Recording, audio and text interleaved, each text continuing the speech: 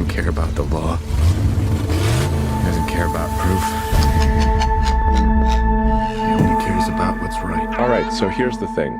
This whole situation with Iran's drones, it's kind of wild. Like, back in November 2023, something pretty unexpected happened. The USS Eisenhower, one of those big American aircraft carriers, was cruising through the Strait of Hormuz, right?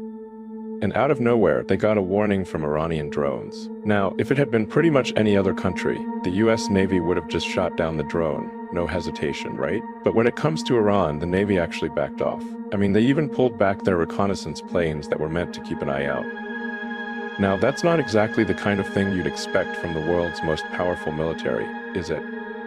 Well, yeah, they are, but when it comes to Iran, they've got a reason to be careful. So let's break this down a little. First of all, it's not the drones themselves that are the real problem. Yeah, Iranian drones are no joke, but they're more of a warning system, really. The main body of the US aircraft carrier has long been equipped with a dense array of close-in defense guns, capable of firing an average of 6,000 rounds every 60 seconds. What the US Navy is really worried about is the anti-ship missile defense system behind these drones.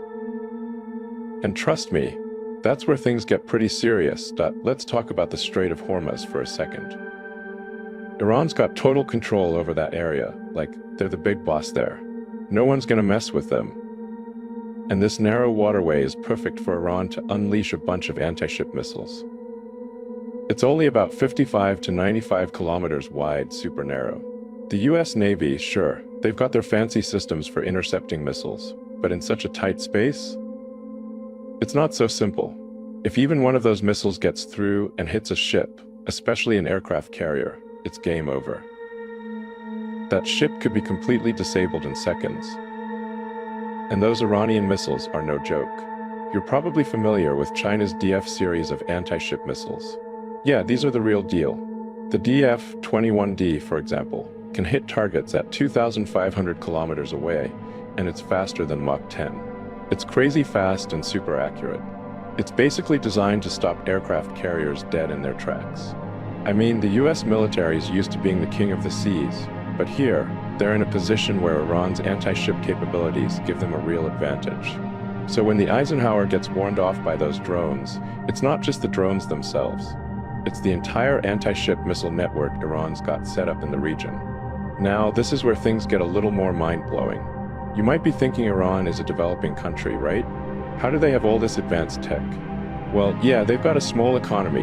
GDP's under $4,700 per capita. And the way they've done it is fascinating. It's actually been a process of 3 stages, and each one made their missile capabilities stronger and stronger. The first stage goes way back to before the 1980s. At that time, Iran was actually collaborating with Israel. Yeah, hard to believe, right? But before 1979, things were different. Israel, backed by the US, had a strong interest in partnering with Iran, mainly because of their shared hostility toward their Arab neighbors.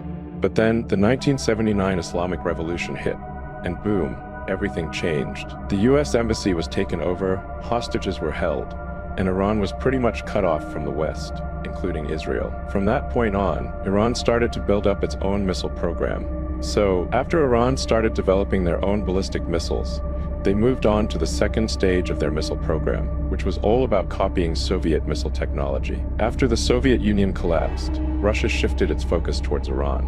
Back in the Boris Yeltsin era, Russia was struggling economically. They couldn't even pay their workers properly. So, a lot of top engineers jumped ship. Iran, being smart, swooped in and brought a bunch of these experts on board. With their help, Iran was able to develop its own version of the Meteor series of ballistic missiles. These missiles were huge, but they pack a serious punch. The introduction of these missiles made Iran a major military power in the Middle East. Then came the third stage, mastering anti-ship missile tech. Once Iran had their land-based missile systems up and running, they shifted their attention to the sea, where things get way more complicated. Anti-ship missiles aren't just about hitting something. They need to be accurate, maneuverable, and powerful enough to cause real damage. Iran initially struggled to get a grip on this technology, but they eventually turned to China's Sunburn supersonic anti-ship missile tech for inspiration. That's when things really started clicking for them. At first, Iran's homegrown anti-ship missiles were pretty sluggish. They were outdated, like from the 60s. They couldn't even take down a destroyer, let alone an aircraft carrier. So, yeah, they were kind of behind the times. But then Iran bought the C-802 missile from China. This missile was lighter, faster, more precise, and had much stronger destructive power. It was also adaptable. It could be launched from small patrol boats, big destroyers, or even submarines. So, it could be used both on the surface and underwater. And that gave Iran a massive upgrade in their missile arsenal. It was cost-effective too. Definitely a smart move. Once Iran got their hands on the C-802, they reverse-engineered it and created the Noor missile. The Noor missile turned out to be super effective. It's been used by groups like Hezbollah and the Houthis in Yemen to hit Israeli and UAE vessels. In 2018, for example, the Houthis hit a UAE warship with 2 Noor missiles, sinking it. These missiles have an impressive 100% hit rate. Since then, Noor missiles have gained a ton of recognition across the Middle East and in other parts of the developing world. With these missiles in their hands, Iran solidified its control over the eastern side of the Strait of Hormuz. It's pretty clear that they're not someone to mess with when it comes to naval power in that area. With the development of China's DF-17 missile, Iran once again soaked up some valuable tech and lessons. They took a lot from the DF-17 and used it to develop their own hypersonic missile, the Conqueror II. This missile has seriously impressive specs. Its design includes a body-conformal shape and a maneuverable re-entry vehicle, which makes it super stable and able to change course mid-flight. So it's way more advanced than the Noor missile and has a much longer range. With all these advanced anti-ship missiles, plus Iran's well-known no-nonsense attitude, they've really strengthened their influence in the region. The US Navy, they've got to be a lot more careful now when cruising through the Strait of Hormuz. The power that Iran has developed, especially with these advanced missiles, has made them a force to be reckoned with.